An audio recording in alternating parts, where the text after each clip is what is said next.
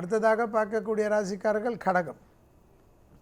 கடகராசிக்காரர்களுக்கு கண்டிப்பாக நவகிரகத்தில் இருக்கக்கூடிய சந்திரன் மிக முக்கியம்.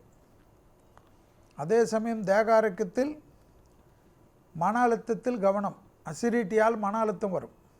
ஜீரண கோளாறு உறுப்புகளில் கவனம். வார்த்தைகள் விஷயத்தில் கவனம். காது மூக்கு தொண்டையிலும் கவனம். அதேபோல் சிறிய வாக்குவாதம் குடும்பத்திலும் வெளிவட்டாரத்திலும் பிரச்சனைகளை ஏற்படுத்தலாம்.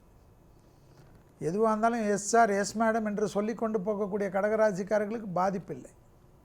தொழில் சார்ந்த விஷயத்தில் நல்ல முன்னேற்றம். தைரியமாக முன்னோக்கி செல்லக்கூடிய காலகட்டம். புதிய முயற்சிகள் அனுகூலத்தை தரும். பிள்ளைகளுடைய படிப்பு, உத்தியோகம், தொழில், வியாபாரத்தில் இருந்த சிக்கல் டக்கென்று நிவர்த்தி ஏற்படும். துணை அல்லது துணைவியாருடைய மனத்தாங்கள் தீரும். வேற்றுமொழி மனிதர்களால் அதிக ஆதாயம் பெறக்கூடிய ராசிக்காரர்கள் கடகம். எடுத்த காரியத்தில் ஜெயம், அனுகூலம் காணப்படும். பூமி சம்பந்தப்பட்ட விஷயத்தில் இந்த பாதிப்புகள் பரிபூர்ண நிவர்த்தி. தொடர்ச்சியாக காணப்பட்ட இந்த சிக்கல் தீரும். உத்தியோகத்தில் ஏற்றம் பெறக்கூடிய ராசிக்காரர்கள் கடகம். செல்வாக்கு கூடக்கூடிய அமைப்பு. உத்தியோகம் சம்பந்தமாக உள்ளூர் பயணம், வெளியூர் பயணம், கடல் கடந்த பயணங்கள் எல்லாம் எதிர்பார்த்து காத்து கொண்டு இருக்கக்கூடிய கடகராசிக்காரர்கள் தைரியமாக செய்யலாம். பிள்ளைகள் விஷயத்திலும் நீங்கள் இருக்கக்கூடிய வீட்டிலும் சுபகாரிய தடைகளெல்லாம் நிவர்த்தி. அசையாமசையா பொருள் சேர்க்கை ஆனந்தம்.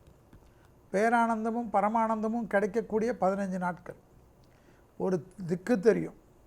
திசை தெரியாமல் சென்று கொண்டிருந்த கடகராசிக்காரர்களுக்கு ஒரு திக்கு தெரியும். அந்த திக்கை கடைபிடித்து போகக்கூடிய கடகராசிக்காரர்கள் பெரிய பொறுப்புகளுக்கு வருவார்கள்.